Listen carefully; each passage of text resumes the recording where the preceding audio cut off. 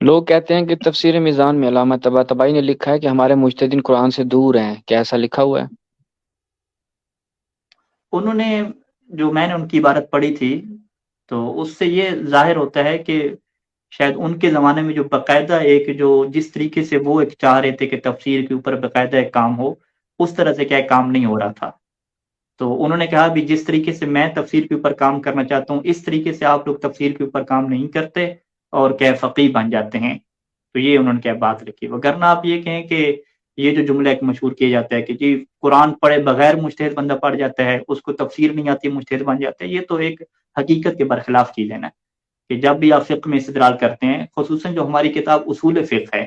اصول فقہ کے اندر جتنے بھی اصول طے کیے جاتے ہیں، صیغہ امر کے، صیغہ نہی کے، مباحث الفاظ ہو گئیں، مطلق مقید کی بحثیں ہو گئیں، عام خاص کی بحثیں ہو گئیں،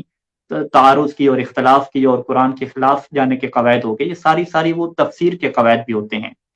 کہ یہی وہ قواعد ہیں کہ ہم نے روایت کو کیسے سمجھنا ہے، اور یہی وہ قواعد ہیں کہ ہم نے آیت کو کیسے سمجھنا ہے، کیونکہ قرآن کی آیات اور کلام اہل بیت میں بالکل ایک جیسی چیز ہمیں ملتی ہے کہ امام رضا علیہ السلام کی یہ حدیث ہے کہ جس طریقے سے قرآن کے اندر محکم متشابہ ہیں، ہمارے کلام بھی محکم متشابہ ہیں، جس طرح قرآن کے اندر جو ہے وہ ناسخ منسوخ ہیں، ہمارے کلام بھی ناسخ منسوخ ہیں، جس طرح قرآن کے اندر عام خاص ہیں اسی طریقے سے ہمارے کلام کے اندر بھی کیا عام خاص ہیں۔ تو یہ جو محکم متشابہ کی بحثیں ہیں، عام خاص کی بحثیں ہیں، مطلق مقید کی بحثیں ہیں، یہ ساری کی ساری بحثیں کہاں پہ ڈسکس کی جاتی ہیں؟ علم اصول فقہ میں ڈسکس کی جاتی ہیں۔ تو علم اصول فقہ میں پڑھ لینا مطلب کیا کہ قواعد تفسیر کو بھی اپلائی کر لینا۔ پھر آپ مرحوم طباطبائی کے زمانے کی جو ہے وہ آپ تفسیر کی کتابیں اٹھا کے دیکھیں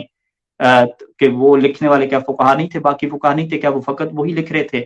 ٹھیک ہے، اور اس کے علاوہ آپ خود فقہ کی کتابیں اٹھا کے دیکھیں، اس ٹائم پہ جو درس خارج ہیں وہ اٹھا کے دیکھ لیں، سید خوئی الرحمہ کے، سید محسن حکیم کے درس خارج اٹھا کے دیکھ لیں کہ کیا وہ جب مسئلے کے اوپر بحث کرتے تھے تو 4 دلائل کے اوپر ترتیب سے بحث چلتی تھی۔ سب سے پہلے قرآن کی بحث چلتی تھی، پھر احادیث کی بحث چلتی تھی، پھر اجماع کی بحث چلتی تھی، پھر عقل کی بحث چلتی تھی۔ یعنی یہ تو 3 چیزیں تو ہمیں بہت کامن نظر آتی ہیں، قرآن، اجماع اور جو روایات ہیں، تینوں کے ساتھ کیا استدلال ہوتا ہے، بحث ہوتی ہے۔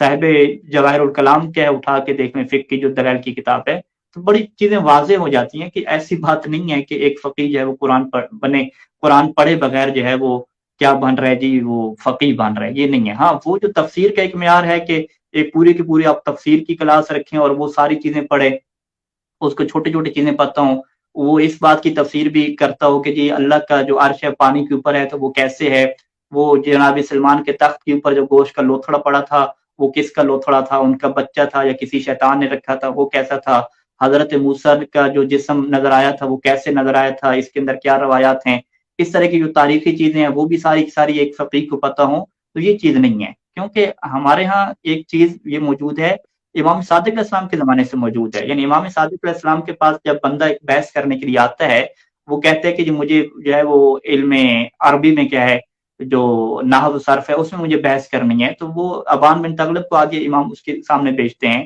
جب وہ کہتا ہے کہ مجھے جو ہے وہ کلام کے اوپر بحث کرنی ہے تو شام کو امام آگے بھیجتے ہیں۔ جب وہ کہتے ہیں مجھے فقہ کے اوپر بحث کرنی ہے تو زرارہ کو آگے بھیجتے ہیں۔ تو پھر وہ مسکراتا ہے، وہ یہی جملہ کہتا ہے امام سے کہ گویا کہ آپ نے ہر فیلڈ کے بندے جو ہے وہ تیار کر کے رکھے ہوئے ہیں۔ تو ہمارے یہاں یہی ہے کہ یہ جو ایک شعبہ ہے کہ پوری قرآن کی تفسیر کی آیات کی تفسیر کرنا، ایک ایک واقعے کو جاننا کہ حضرت سلمان کے کیا واقعے ہیں، وہ گوشت کا لوتھڑا کون سا تھا جو ان کے رکھا ہوا تھا ممبر کے اوپر، حضرت سلمان نے وہ جو منت مانی تھی یا وہ جو سوچا تھا وہ کون سا تھا، اور وہ جو گھوڑے ان کے تھے ان کی وجہ سے وہ ان کی نماز قضا ہوگی تو وہ کیا سسٹم تھا، ان کو جو تنبیہ ہوئی وہ کیا سسٹم تھا، وہ سارے کے سارے واقعے ان کو یاد کرنا اور ان کی چیزوں کی تجزیہ اور تحلیل کرنا، یہ جو مفسر کا کام ہوتا ہے، مفسر کا کام، یہ ایک اسپیشلائزیشن، یہ ایک تخصص ہے، ایک الگ تخصص ہے، یہ لوگ کچھ کریں گے، باقی فقیہ کے لیے الگ ہے۔ اب جو فقیہ ہوتا ہے اس کے لیے بھی یہ نہیں ہوتا کہ وہ علم کلام کی ساری بات کو پڑھتا ہو۔ اب فقیہ کہیں کہ اچھا فقیہ کو جو ہے وہ علم کلام نہیں پتا، جس طریقے سے وہ کہتے نہیں ہے کہ بھئی ہم تو مذہب کا دفاع کر رہے ہیں، شیعہ سنی جو ایشو ہیں ان کو لوگوں کو کہہ رہے ہیں، الہاد کے اوپر ان کا دفاع کر رہے ہیں، تمہارا فقیہ کیا کر رہے ہیں؟ ہم کہیں گے فقیہ تو زرارہ ہو گیا نا، زرارہ کا یہ کام تو نہیں تھا، یہ کام حشام کا تھا، حشام وہ کیا کرتا تھا۔ تو چیزیں اتنی یعنی پھیل چکی ہیں، یعنی ابھی ہم آپ کے سامنے بیٹھے ہیں تو میرا جو فیوچر ہے اور مستقبل ہے وہ فقہ میں ہے، ٹھیک ہے، میں زرارہ کا جو تخصص تھا میں اسی کو لے کے چل رہا ہوں۔ شہباز صاحب کا جو تخصص ہے وہ حشام والا ہے، وہ اس کے اوپر کیا کام کر رہے ہیں۔ اسی طریقے سے کوئی اور بندہ آتا ہے اس کا تخصص کیا ہوتا ہے، تفسیر والا ہوتا ہے۔ تو یہ اسپیشلائزیشن اور تخصصات کیا الگ الگ چلتے ہیں۔ آپ یہ نہ کہیں کہ اچھا جی شہباز صاحب کو میں کہوں گا اچھا فقہ آپ کو پڑھی ہے، آپ کو پتہ ہے کہ روزے میں جو ہے وہ جماع کیا جائے تو جماع کی کتنی قسمیں، اگر وہ جہل قاصر و مقصر ہو تو کیا بنے گا؟ وہ کہے گا بھی میں تفصیل سے نہیں جانتا، واجب حد تک جانتا ہوں۔ میں کہوں گا اچھا اس میں روایات آپ کو پتہ ہے کہ روایات میں کتنا ٹکرا ہوا ہے؟ کچھ روایات میں یہ لکھا ہوا ہے کہ اس سے روزہ باطل نہیں ہوتا، اس روایات کی کیا حیثیت ہے، اس روایت کی حیثیت ہے؟ نہیں، وہ یہ نہیں بتائیں گے، وہ فقیہ بتائے گا۔ تو لہٰذا جو ہے مومنین کرام آپ اس چیز کو نہ دیکھیں کہ آپ یہی آپ لے لیں خطابت ایک الگ کیا ہے شعبہ ہے ہمارے یہاں۔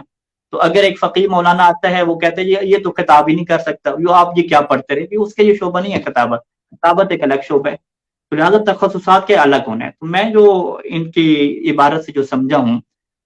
صاحب تفسیر المیزان کی، کہ وہ اسی بات کے اوپر زور دیتے تھے کہ اس کا باقاعدہ کیا شعبہ تفسیر کا ہونا چاہیے، اور الحمدللہ اب حوزہ نجف اشرف ہو یا حوزہ علمیہ قم ہو، باقاعدہ تفسیر کے درس ہو رہے ہیں اور تفسیر کے وہاں پہ استاد ہیں، تفسیریں لکھی جا رہی ہیں۔ پاکستان کے بھی استاد کچھ ایسے ہیں کہ وہ وہاں سے تفسیر پڑھ کے آئے ہیں استادوں سے، قوم میں وہ تفسیر پڑھاتے رہے اور پاکستان میں آ کے ممبر پہ کہتے ہیں کہ تفسیر کے درس ہی کوئی نہیں ہوتے۔ یہ عجیب سی بات ہے۔